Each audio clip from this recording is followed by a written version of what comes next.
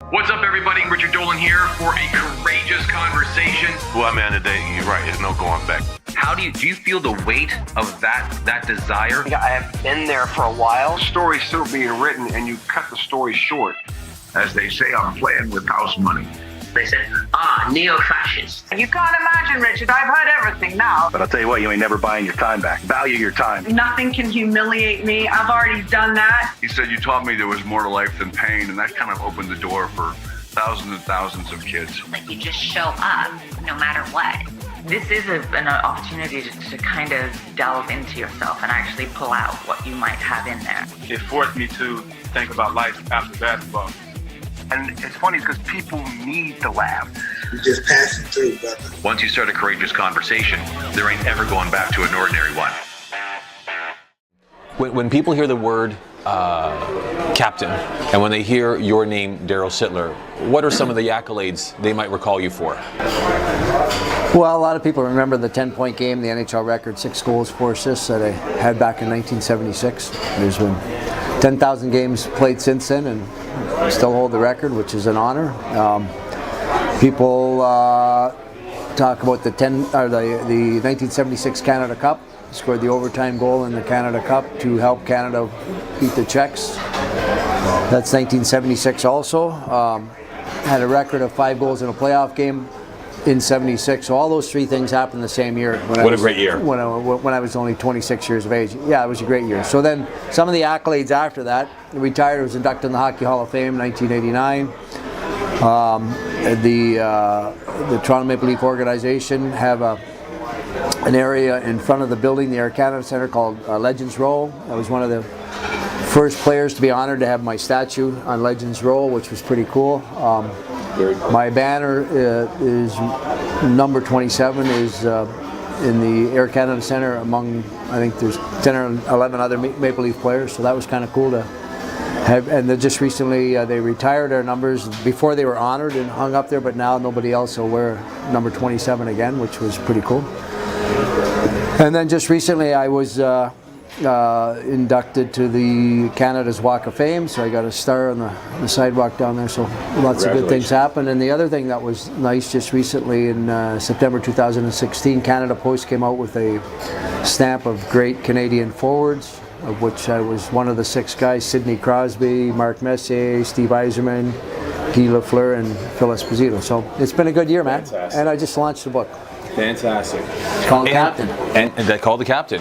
And you can add to these accolades, grandfather, you're an inspiring thought leader, you're a part of the alumni chapter working with the Maple Leaf organization. I'm sure helping young guys, rookies, and even those guys who are well on their way in their career of really making sure they understand sort of the ropes. Would that all be true? Well, I'm not as much on the side of that, although when you say that, Mike Babcock, our coach, a very successful coach, I'll sit and chat and talk to him, pick my brain a little bit. At times he'll ask me to meet a player, but there's a bit of an age gap here, but at the same time, the new players come in, they have the respect to learn about the tradition of the Toronto Maple Leafs and the players that played before them, and that's instilled by the upper management, that it's important. Even if you're a young guy from Finland and you never were a part of this culture, it's important that you learn it and try to understand it a little bit. So, yeah, I'm down there. Wendell Clark and myself do some PR for MLSE with our corporate partners.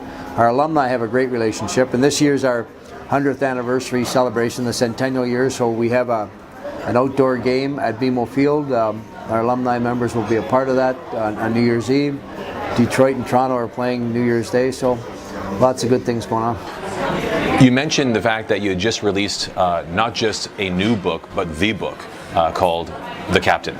Now, I remember a number of books, one of which was actually, in fact, a child's book. So you also, in fact, are not just a celebrated hockey player, a legend, but you're also an author. Well, yeah, I sat down with the co-writer, so to speak, but Mike Leonetti wrote the book My Leaf Sweater, the child's book, 1992, I think it was released. A lot of books have sold.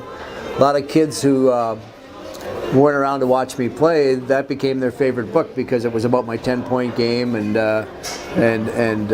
something their grandparent or their parent read to them every night. And even though I've been retired all these years, they look at me as kind of a name that is synonymous with the Maple Leafs and with hockey, so it's kind of nice. But the book The Captain, the format's more of a coffee table type book, short stories, a lot of photos.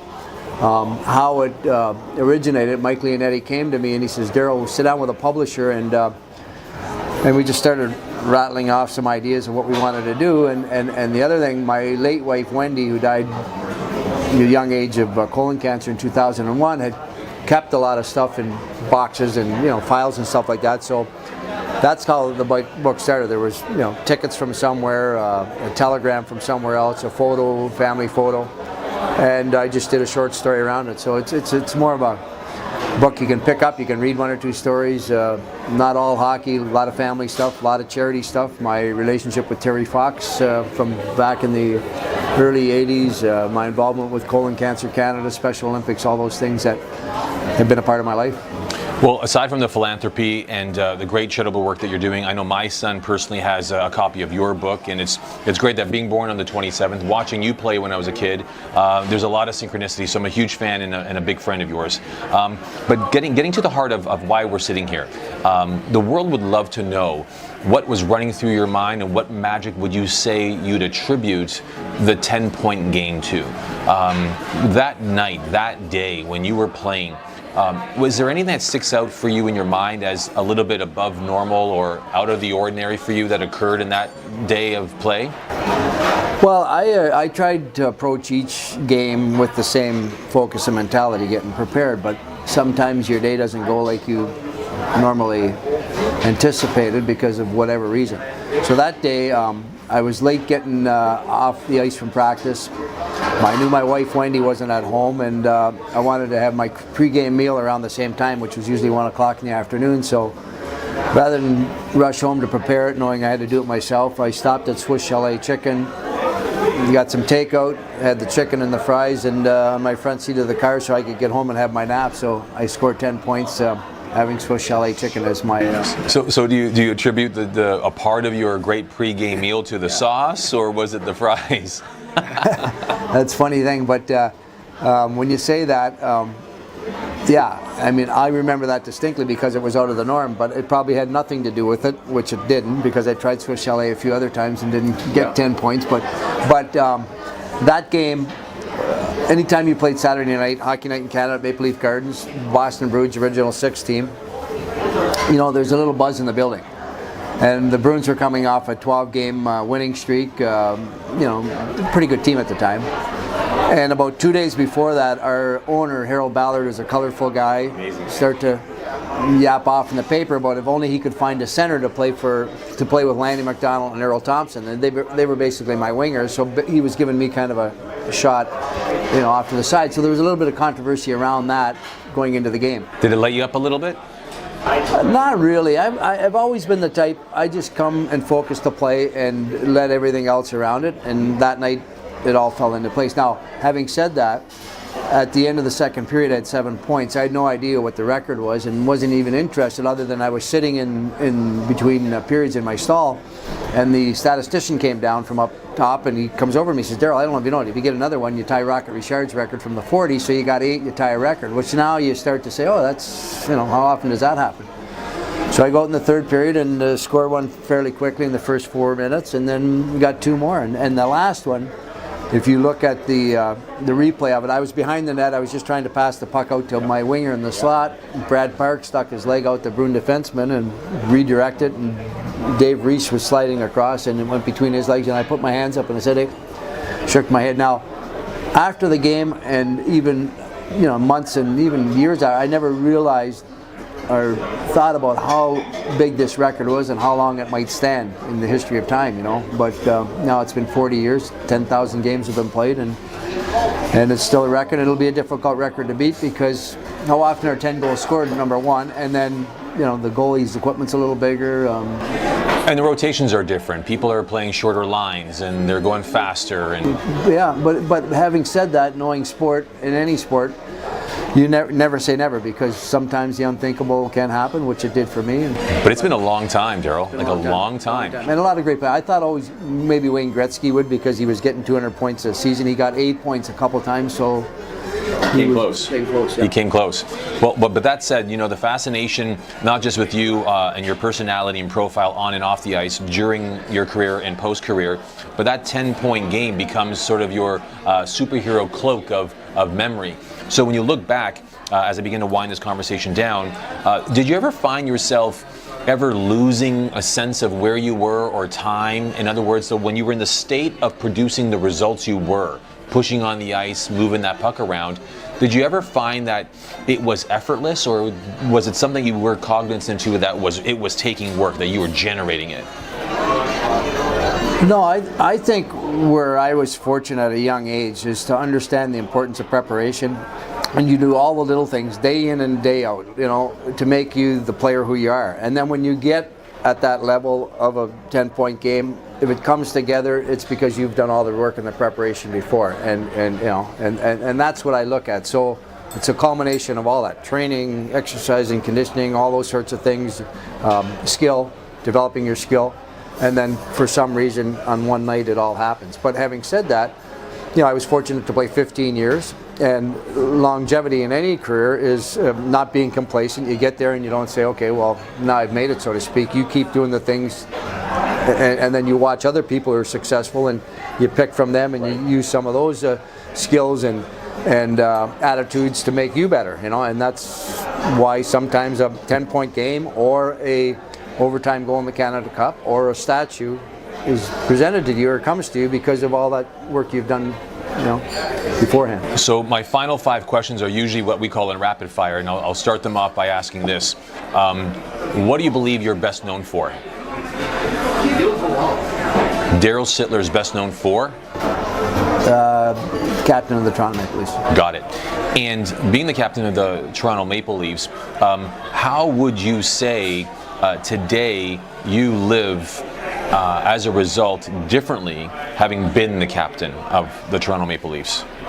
Well, the hockey world or Leaf fans have an appreciation, a respect for you as a person. But that's not only the captain on the ice; it's the captain off the ice. It's those things that you do as a person, who you are, and then people feel that through you. You know, it's not, you know, it's not just on the ice. They feel you through other things. You know? Well, a testament to that is you being here. We love you, and we love what you do and continue to do. By the way, what's left for Darryl Sittler to do that you're loving the idea that you're going to get a chance to do it before your time is up? I have no real business goals other than I like what I'm doing, but there's nothing out there to say, okay, I got to reach this. I like having the key at my stage of my life is to have the flexibility and the freedom to control my time. And if my time is to play a game of golf, if my time is to spend time with my wife, if my time is to spend more time with my grandkids, if my time is to, you know, try to achieve another goal in business, I have control over that. It doesn't have control over me. So that's where I feel fortunate to be. And so having the kind of control in your life and the quality of control, do you feel that's something that all people, whether in sport or in even business or in life, should strive for? Well, if that's your goal, yeah. I mean, some people are content not having that. I mean, I was always a driven guy. In order to get where I got through my hockey career and even my business career, I was driven. That's me, you know. And some people say, well, why don't you slow down? But that's me. That's what makes me tick, and that's what I want. If you're not that type of person, somebody else's goal might be just to friggin' work 9 to 5 and be happy and live in a little smaller house and, you know, do different things with their life, read a book and all those sorts of things. You have to figure out what makes you tick as a person and that you're satisfied, and not be jealous of other people. You mean, you know, when somebody looks at me and says, oh, you're so fortunate, you have this, you have a cottage, you have a condo, you have a house. I spend a lot of time and effort working for that, whether it's hockey or off the ice, you know, doing things to get that. But that was one of the things I wanted to achieve. Right. You know, am I happy with it? Yeah, I think I learned lessons in life, as we all do, when you go through some obstacles in your life, or, you know, I lost my wife to cancer, and she was 52. So my goal and my game plan when she was alive and at that stage of her life was to spend more time traveling. Well, we didn't get there. She died of cancer. So then you learn to realize that some things you think are so important, you try to prioritize and change that, you know. So I've been, in dealing with adversity, it's helped me be in a better state where I am today.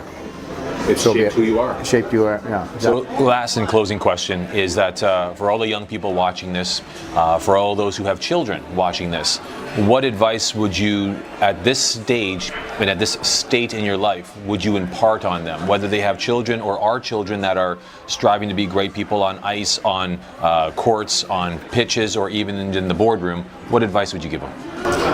Well, I look back at my mom and dad. My dad was a crane operator. My mom was a mom of 8 kids. That, you know, a big job raising 8 kids. But they provided myself and my brothers and sisters with opportunities, whether it's education, sport, whatever it is. But they made us understand the importance of the family values, but then a community value. Okay. One of the things that you learn over time is if you have a good friend. And friendships take work and effort, and they're sometimes a bit of a roller coaster ride, but if you have a good friend, and I've learned through my life, guys like Lanny McDonald, his wife Ardell, and Dave Tiger Williams, and friends outside of hockey, even though we're miles apart, when we get back together, the friendship is there, the bond's built. But it takes conscientious effort and work to do that sort of stuff, but it's worth it. And as you get older, you appreciate that you've had those longevity of friendships. So don't ever underestimate the value of a friend and the importance of it. Well, you know, here's you as a good friend. You're an incredible leader, and you're a good friend. So, Mr. Darryl Sittler, thank you so much. And congratulations on all the success. The grandkids, new and coming, the books and their success, the captain, and most importantly, the difference you're making on the ice and off the ice. We appreciate it. Thank you.